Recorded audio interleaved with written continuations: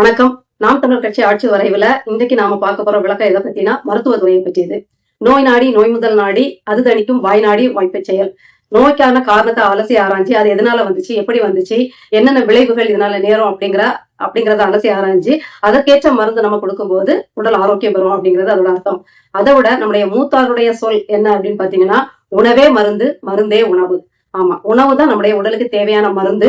அந்த மருந்து தான் நமக்கான உணவு அப்படிங்கறதா இதோட அர்த்தம். ஆனா இன்னைக்கு பல கார்ப்பரேட்டுகளின் சதியால என்ன நடந்திருக்குன்னா, மருந்துங்கிறது ஒரு வேற்று பொருள் நம்முடைய உடலை ஆக்கிரமிக்க தொடங்கியிருக்கு அப்படின்னு தான் பார்க்கணும். அதாவது சுவை ஒன்றை மட்டும் மனதில் வைத்து அதிக சுவையூட்டிகளை, வேதியியல் சுவையூட்டிகளை உணவுகளில் கலப்படம் செய்து அதை நம்முடைய நாவிற்கு பழக்கப்படுத்தி அதற்கு நம்மை அடிமையாக்கி அதன் மூலம் பல நோய்களை வருவித்தார்கள் அப்படின்னு தான் சொல்லணும். இதுல ஒரு பெரிய மாஃபியாவே இருக்குது. கார்ப்பரேட் நிறுவனங்கள், மருந்து தயாரிக்கும் கார்ப்பரேட் நிறுவனங்கள், மருத்துவ உலகமே இந்த கொள்ளையில, இந்த மனிதனுக்கு கொள்ளை நோயை வருவித்து கொள்ளை லாபம் சம்பாதிக்கும் ஒரு கள்ளத்தனமான செயல ஈடுபட்டிருக்கு அப்படிங்கறதா முக்கியம். அப்ப இன்னைக்கு ஒரு நோயுற்ற சமுதாயமா மாறிடுச்சு. அப்ப மருத்துவம் ஒண்ணு தேவைப்படுது, மருத்துவமனைகளின் பெருக்கங்கிறது தேவைப்படுது. அதே நேரத்துல அது மக்களுக்கு இலவசமாகவும் தரமாகவும் கிடைக்கணும் அப்படிங்கறதுதான் இந்த மருத்துவ கொள்கையோட நோக்கம். ஏன்னா இலவசம் சீமான் சொல்றாரே, இப்போ என்ன அரசு மருத்துவமனைகளை இலவசமா தானே இருக்கு அப்படின்னு அதிமேதாவிகள் எல்லாம் பயங்கரமா அதை சொல்லுவாங்க. நல்லா கவனிக்கணும். இலவசமா தரமாக தனியாருக்கு நிகராக கொடுப்பேன்னு தான் சொல்றாரு. இன்னைக்கு அரசு மருத்துவமனையில இதயம் அறுவை சிகிச்சை பண்ணணும், அடைப்பு இருக்குது, இதுக்கு நவீன சிகிச்சையா இது ஸ்டண்ட் வைக்கணும் அப்படின்னு சொன்னாங்கன்னா எங்ககிட்ட இந்த வசதி இல்ல. ஒண்ணு பணம் கட்டுறதுக்கு வசதி இருக்கான்னு பாப்பாங்க. வசதி இல்ல அப்படின்னா அப்ப எங்ககிட்ட இது பண்ண முடியாது, இதெல்லாம் நீங்க தனியார்ல தான் பண்ணணும்னு அனுப்பி வச்சிருவாங்க. அப்போ ஒண்ணு அங்க பணம் கொடுக்க வேண்டியதா இருக்குது, இல்ல தனியாருக்கு லட்சக்கணக்கில் கட்டுறதுக்கு ஓட வேண்டியதா இருக்குது.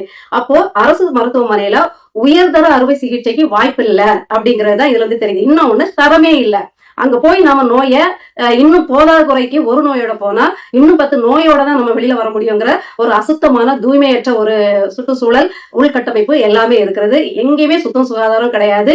கால் அறுவை சிகிச்சைக்கு போன இளம் சிறுமி, அதுவும் நல்ல கால்பந்து விளையாட்டு வீராங்கன்னு நினைக்கிறேன், அந்த பெண் செய்த அறுவை சிகிச்சையால் ஏற்பட்ட இன்ஃபெக்ஷன் சொல்லுவாங்க இல்லையா, புறையோடி போறது, அதனால உயிரே போயிடுச்சு. அப்படின்னா எந்த லட்சணத்துக்கு அவங்களுடைய கருவிகள் இருந்திருக்கும், அந்த சுற்றுச்சூழல் இன்ஃப்ராஸ்ட்ரக்சர் அப்படிங்கிற அந்த சுற்றுச்சூழல் எப்படி இன்ஃபெக்டிவா, அதாவது வைரஸ் பாக்டீரியாக்கள் கலந்து ஒரு அசுத்தமான கட்டமைப்போட இருந்திருக்கோங்கிறத நீங்களே புரிஞ்சிருக்கணும். இதை மாற்றவேன்னு சொல்றாரு. இலவசங்கிற பேர்ல சும்மா தர்ற மருத்துவத்துக்கு உங்களை நாங்க தொட்டுல போட்டு தூங்க வைக்கணுமா, தாளாட்டணுமா, 5 ஸ்டார் ஹோட்டல்ல உங்களை வச்சிருக்க மாதிரி நாங்க வைக்கணுமா, தலையில படுத்துட்டு ஏதோ 4 குளுக்கோஸ் ஏத்திட்டு போங்க அப்படின்னு இல்லாம தனியாருக்கு போட்டி போடும் ஒரு சூழ்நிலையை உருவாக்குவேன்னு சொல்றாரு அவரு. தனியார் 2 விஷயத்துல தனியாருக்கும் எனக்கும் தான் போட்டியே அப்படிங்கிறாரு. கல்வியில நான் இலவசமா தரமா கொடுப்பேன், அதுல எனக்கும் தனியாருக்கும் போட்டி. அடுத்தது மருத்துவமும் இலவசமா தரமா கொடுப்பேன், அதுல எனக்கும் தனியாருக்கும் போட்டி அப்படிங்கிறாரு. நான் கல்விய இலவசமா தரமா கொடுத்துருவேன், மருத்துவத்தை இலவசமா தரமா கொடுக்கும் போது பெரும் சுமை, பண சுமை அவங்கள விட்டு அகன்றோம். அவங்க கொஞ்சம் நிம்மதியோட ஒரு பொருளாதார ரீதியா ஒரு நல்ல ஒரு வளர்ந்த சூழல்ல கொஞ்சம் விரும்புற மாதிரி தங்களுடைய வாழ்க்கையை தகவலிச்சுக்கலாம் அப்படிங்கிற ஒரு உயரிய எண்ணத்துலதான் இந்த மருத்துவ கொள்கைகளை அவர் விளக்குறாரு.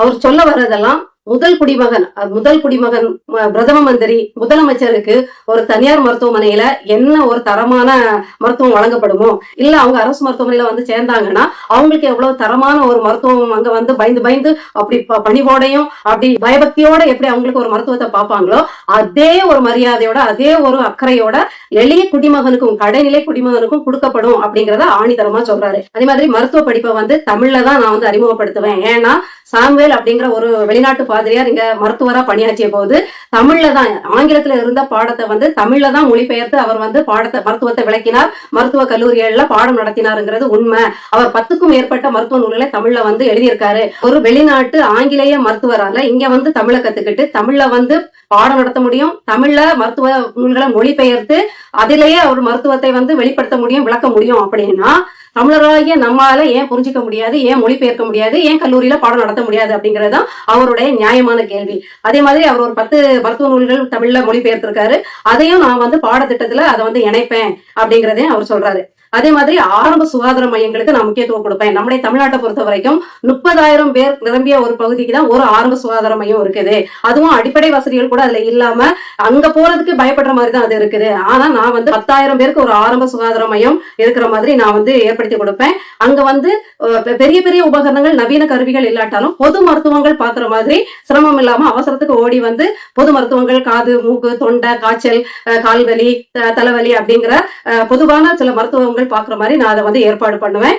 அதை தாண்டி ஒரு பெரிய பிரச்சனைகள், இது அறுவை சிகிச்சை தான் பண்ணணும், இங்க வந்து இதை வந்து செய்ய முடியாது, இது வந்து ஒரு பெரிய ஒரு மருத்துவம், நாள்பட்ட மருத்துவம் பார்த்தாதான் இது தீரும், இது இந்த ஆரம்ப சுகாதார நிலையங்கள்ல இதை செய்ய முடியாது அப்படிங்கிறதுக்கு தான் நான் தனி சிறப்பு மருத்துவமனைகள் ஆரம்பிப்பேன். அது மாவட்டம் தோறும் நான் வந்து அந்த சிறப்பு மருத்துவமனைகளை ஏற்படுத்துவேன். அங்க வந்து உயரிய உபகரணங்கள் இருக்கும். என்னென்ன உபகரணங்கள் நவீன யுக்தியோட நமக்கு தேவையோ அதெல்லாம் வந்து அங்க இருக்கும். என்னென்ன அறுவை சிகிச்சைனாலும் சரிதான், கல்லீரல், இதயம், அத்தனை உள்ளுறுப்புகளோட எந்த பாதிப்பா இருந்தாலும், எந்த மாற்று அறுவை சிகிச்சைனாலும் சரிதான், அவயவங்கள் மாற்றுகின்ற அறுவை சிகிச்சைனாலும் சரிதான், பெரிய பெரிய புற்றுநோய் சிகிச்சைகள், இன்னும் மூளை சம்பந்தப்பட்ட பெரிய பெரிய அறுவை சிகிச்சைகள் எதா இருந்தாலும் இதெல்லாம் இந்த சிறப்பு மருத்துவமனையில மக்கள் வந்து எளிதாக வந்து அவங்களுக்கு கிடைக்கும்படி செய்வேன் அப்படிங்கறத சொல்றாங்க. இன்னும் சில முறைகேடுகளையும் நான் தடுப்பேன் அப்படின்னு சொல்றாரு.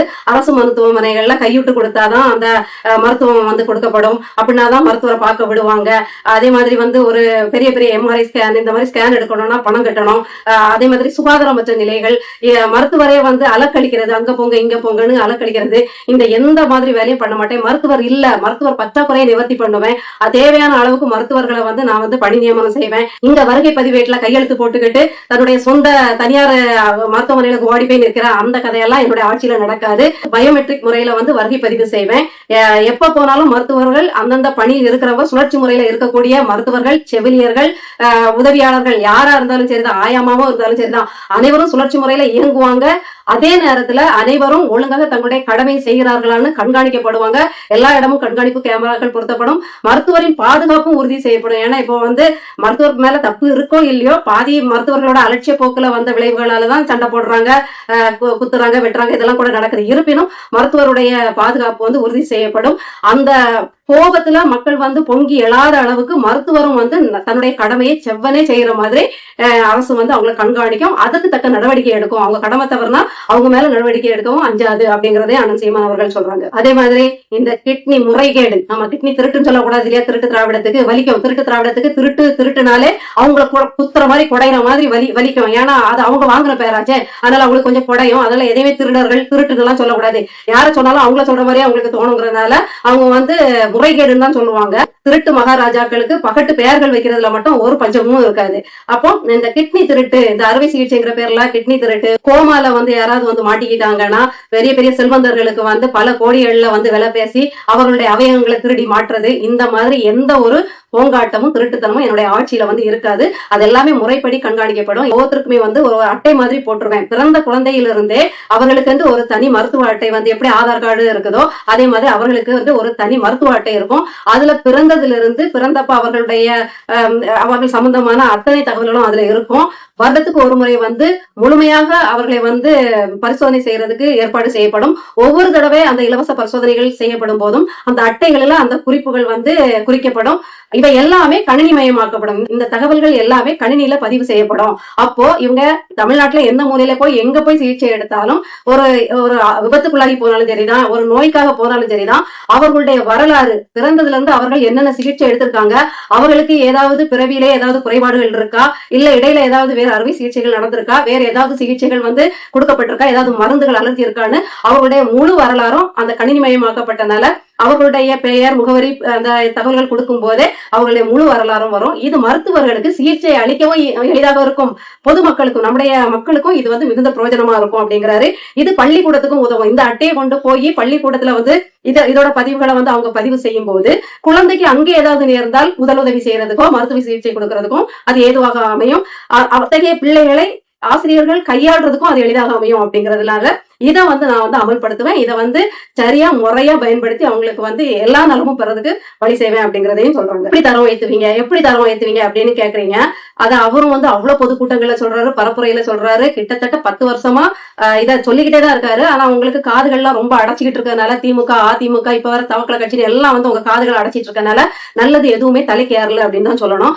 அவர் சொல்றது IASல இருந்து IPS இருந்தாலும் சரிதான், முதலமைச்சரா இருந்தாலும் சரிதான், கவுன்சிலரா இருந்தாலும் சரிதான், இல்ல எவ்வளவு பெரிய அப்பாட்டக்கரா இருந்தாலும் சரிதான், நீங்க வந்து உங்களுக்கு ஒரு நோய்னா, உங்களுக்கு ஒரு அறுவை சிகிச்சைனா, உங்களுக்கு ஒரு மருத்துவ சிகிச்சைனா நீங்க அரசதான் அணுகணும். அரசு மருத்துவமனையில தான் போய் சேரணும். நீங்க அதை செய்யாத பட்சத்துல இல்ல நான் எங்களுடைய உடம்பெல்லாம் இங்க படுக்குமா, எங்க இதுல உட்காருமா, எங்களுக்கு என்ன தன்மான பிரச்சனை தெரியுமா, எவ்வளவு குறைச்சல் தெரியுமா, நாங்கள எவ்வளவு பெரிய ஆட்கள், நாங்க சாமானிய ஆட்களோட எல்லாம் போய் நாங்க அவங்களுக்கு சரிசமமா படுக்க முடியுமா அப்படின்னு ரொம்ப ஓவரா குதிச்சுட்டு போய் தனியார்ல போய் படுத்தீங்கன்னா உங்களுடைய சம்பளத்துல பாதி பிடிக்கப்படும். அப்படி அதை கொடுத்துக்கிட்டா நீங்க தனியார்ல போய் சேரணும், இல்ல சேர்ந்து தகவல் தெரிஞ்சா பிடிக்கப்படும் அப்படிங்கிறத உறுதியா சொல்றாங்க. அப்போ எல்லாருமே தலை முதல் அடி வரைக்கும் சரிசமமா அரசு மருத்துவமனையை பயன்படுத்தும் போது அது தரம் தானா கூடிரும். ஏன்னா அவர்கள் தரத்துக்கு ஏற்றதா வச்சாதான் அவங்க போய் மருத்துவ சிகிச்சை எடுப்பாங்க.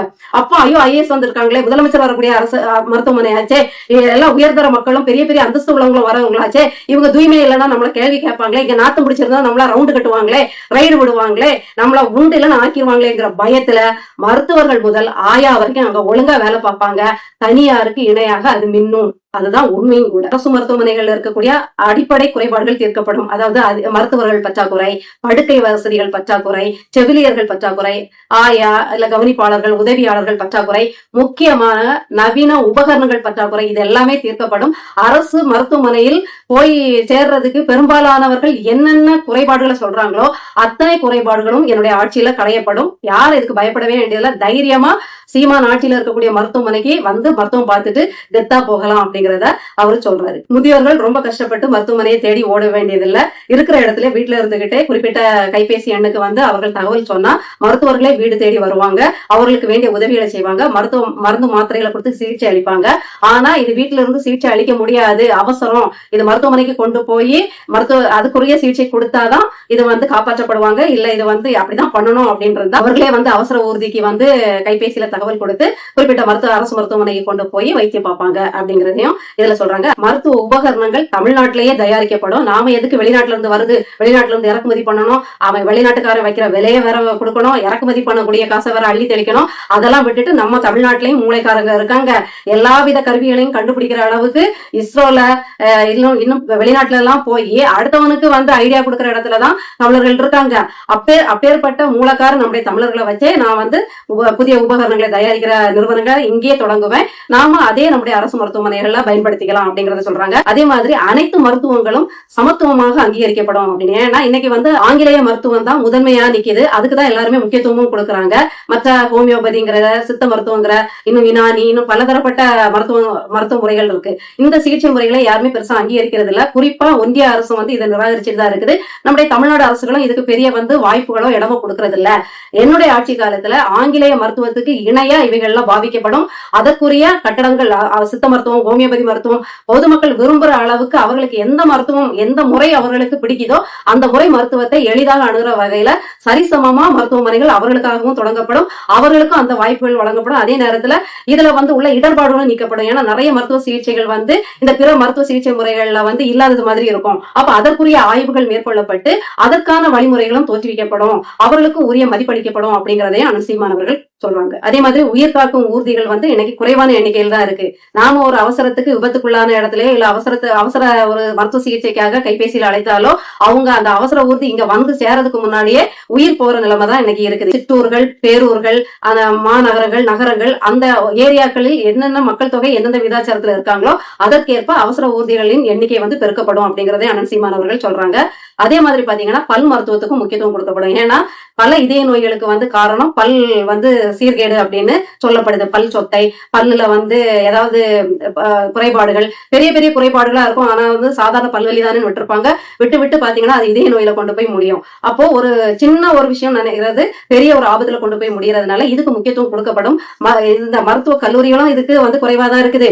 இதுக்கான மருத்துவமனைகளும் குறைவாதான் இருக்கு. தனியார் மருத்துவமனை பெரும் லாபத்தை ஈட்டுற அளவுக்கு வச்சிருக்காங்க. ஏன்னா சமீபத்துல கூட என்னுடைய மகளுக்கு 3 பல்லு இடர்பாடா இருக்கு அப்படின்னு மருத்துவர் சொன்னதுனால அவருடைய ஆலோசனையின் பேர்ல நாங்க 3 பல்ல புடுங்க போகும்போது 25,000க்கு மேல ஆயிடுச்சு அப்படின்னு சொல்லணும். இப்பவும் அரசு மருத்துவமனைக்கு ஏன் போகல அப்படின்னு புத்திசாலித்தனமா கேட்கக்கூடாது. அரசு மருத்துவமனைக்கு போனா 32 பல்லையும் கலட்டிட்டு விடுவாங்க அப்படிங்கிறது நமக்கு தெரியும். இல்ல வாய் நாசமாகி தான் வருவாங்க. இதுல எல்லாம் அனுபவம் இருக்கு. அரசு மருத்துவமனைக்கு போய் பார்த்து வேதனைப்பட்டுதான் பணத்தை கொண்டு போய் தனியாருக்கு நாம கொடுத்து மாழ்றோம். அதனால இது எல்லாத்தையுமே நான் தரமா கொண்டு வந்துருவேன். பல் மருத்துவமனை எவ்வளவு தேவையோ அந்த அளவுக்கு தேவையான மருத்துவமனைகளும் கட்டுவேன், மருத்துவ கல்லூரிகளும் நான் உருவாக்குவேன் அப்படின்னு சொல்றாரு. பல் மருத்துவமனை மட்டும் கிடையாது, எல்லா வகையான மருத்துவமனைகளுமே தேவையான ஒண்ணாதான் இருக்குது. அது பற்றாக்குறையா இருக்கறனாலதான் தனியாரை நோக்கி ஓட வேண்டிய கட்டாயமாவும் இருக்குது. அதனால நான் கண்டிப்பா மருத்துவமனைகள் அரசு மருத்துவமனைகளின் எண்ணிக்கை அதிகரிக்கும் போது என்னுடைய பிள்ளைகள் அது படிக்கிறதுக்கு இலவசமா கற்கிறதுக்கு ஏதுவாக அமையும் அப்படிங்கிறது. நீட்டுங்கிற ஒண்ணை வச்செல்லாம் என்னுடைய பிள்ளைகளின் மருத்துவ கனவை நீங்க நீர்த்து போக செய்ய முடியாது. நான் என்னுடைய மக்களுக்கு அந்த அறிவு மிகுந்த செல்வங்களுக்கு 12ஆம் வகுப்பு மதிப்பெண்ணை வச்சு மருத்துவத்துல சேர்க்கறதுக்கு என்னென்ன சட்ட நடவடிக்கைகள் மேற்கொள்ளணுமோ, இல்ல அதுக்கு என்னென்ன மாற்று வழிகள் உண்டுன்னு ஆராயணுமோ ஆராய்ஞ்சி அதை நான் செயல்படுத்துவேன். நீட்டுங்கிற ஒரு தேர்வுனால என்னுடைய பிள்ளைகளின் மருத்துவ கனவு பாழாகாது அப்படின்னு உறுதியா சொல்றாரு. பெரும் கனவின் ஒரு பகுதியான மருத்துவ சீரமைப்பை அண்ணன் தெளிவா தன்னுடைய ஆட்சி வரைவுல சொல்லியிருக்காரு.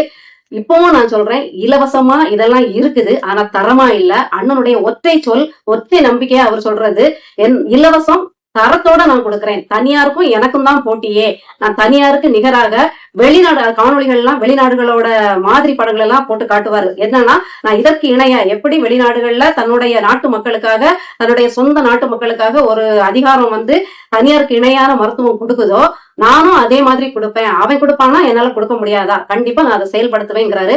அவர் அதை செயல்படுத்தணும்னா நீங்க விவசாய சின்னத்துக்கு போட்டு போடணும்.